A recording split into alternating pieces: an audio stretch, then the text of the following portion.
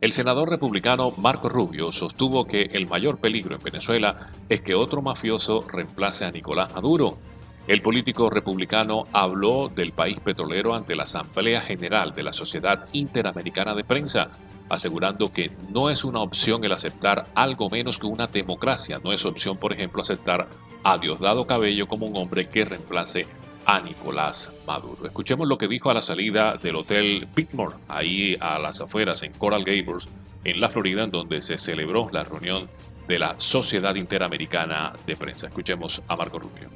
Desafortunadamente el cambio que están esperando muchos de ellos es ser uno de esos mafiosos en el poder, es decir, quitar a Maduro y poner uno de ellos en el lugar, y eso tampoco sería aceptable. Senador, después de las sanciones a Raúl Castro, ¿es posible una ley Magnitsky? ¿Cómo ven? ¿Es posible una ley Magnitsky? Sí, todo es posible, todas las opciones existen, y yo creo que esta administración ha enseñado y sigue enseñando que están comprometidos 100% a seguir poniendo presión sobre el régimen en Nicaragua, el régimen en Cuba y el régimen en Venezuela.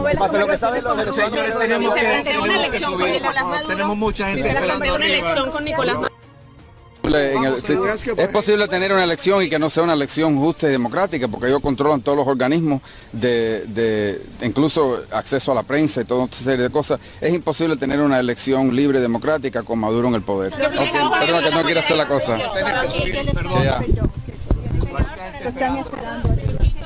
Bueno, ahí se fue el senador Marco Rubio, uno que ha participado en ese tipo de ruedas de prensa improvisadas. Uno tiene una especie de código de ética y le va levantando ahí mientras agarra el micrófono, el dedito, porque comienza todo el mundo a preguntar y hasta el invitado queda loco y se pierde tiempo y fastidian a, en este caso, un senador que muy pocas veces se tiene la oportunidad. Pero bueno, ahí le sacaron las respuestas del caso.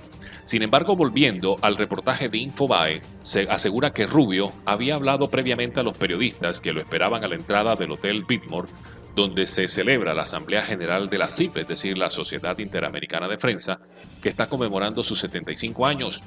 A la entrada del hotel dijo que Rusia no tiene capacidad para salvar a Maduro, y en la sala, es decir, en la conferencia, amplió la idea de que el gobernante venezolano cuenta con pocas posibilidades de salvarse con la ayuda de otros países.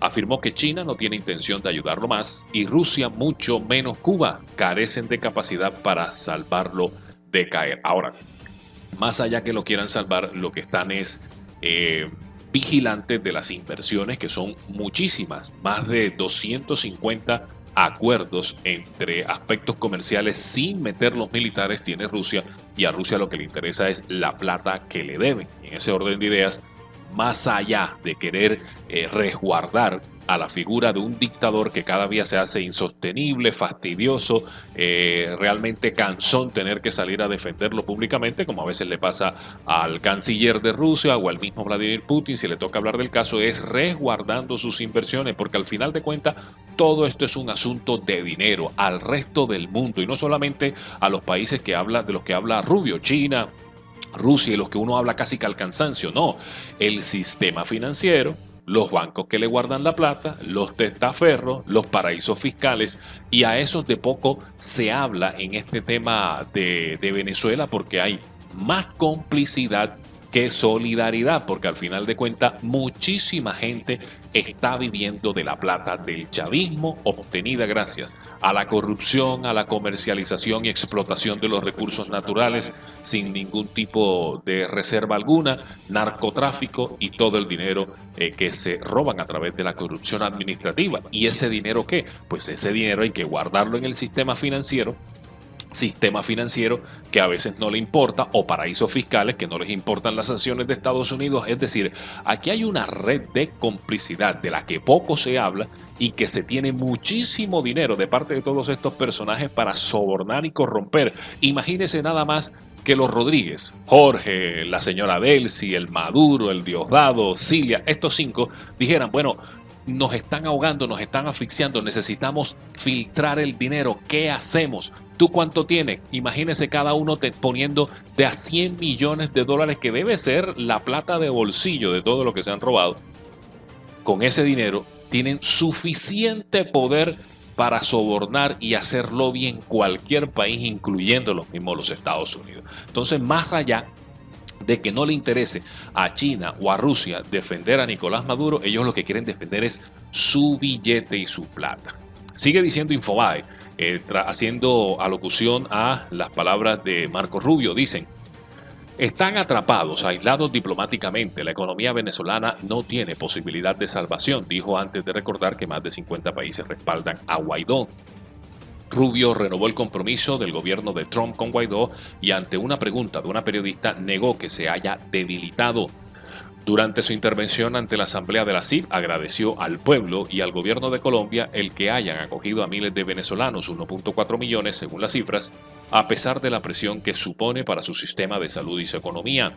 Rubio se disculpó por seguir pidiendo paciencia al pueblo venezolano y se mostró confiado en que la presión sobre el régimen de Maduro dará resultados. Sí, la presión los terminará asfixiando, limitándole las posibilidades de movimiento, pero como no le han atacado el flujo principal de sus recursos, pues se van a seguir burlando, y nos referimos única y sencillamente a los recursos ilegales, por ejemplo, al narcotráfico. No hay ninguna operación que debilite hasta el día de hoy las posibilidades de poder reducir la maniobra operativa de todos los carteles que subsisten bajo el amparo y todas las operaciones de narcotráfico que sostiene y que operan bajo el amparo del régimen de Venezuela. Es decir, siguen cobrándole impuestos a los narcotraficantes, especialmente los que vienen desde Colombia, y esa platica allí les queda, y esa platica no hay manera ni de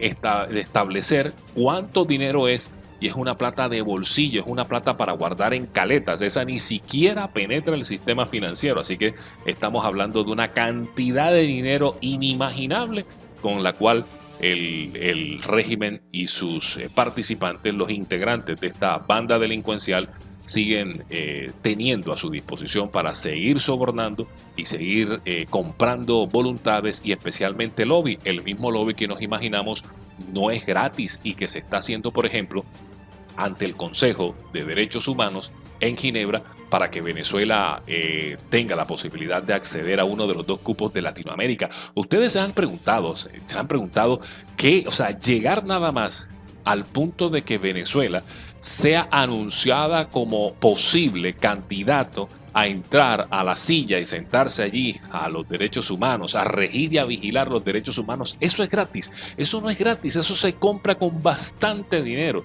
y esas voluntades políticas no se compran con 2 pesos, ni con 3 pesos, ni con plática de bolsillo. Eso se compra con grandes contratos, con recursos. Es decir, más allá de que cada vez más se diga y se repita como loro de que están aislados, de que están apretados, de que diplomáticamente, estos tipos demuestran todo lo contrario, demuestran que cada vez más es que el mundo es muy grande, son casi 200 y pico de naciones, y los ha sancionado por allí tibiamente Europa, Suiza, que les ha embargado sus cuentas, los Estados Unidos, Canadá, Panamá y ahorita la OEA y los signatarios del TIAR, y el resto de países que África, Asia, todos estos países con los cuales ya el régimen está comenzando a hablar para seguir haciendo su lobby, para seguir haciendo intercambios, para seguir haciendo convenios y para seguir escondiendo su plata en los paraísos fiscales. Por ejemplo, los paraísos fiscales hasta el día de hoy ni siquiera se han hecho la pregunta: óyeme, ¿cuánta plata tendrán guardada estos tipos en los paraísos fiscales?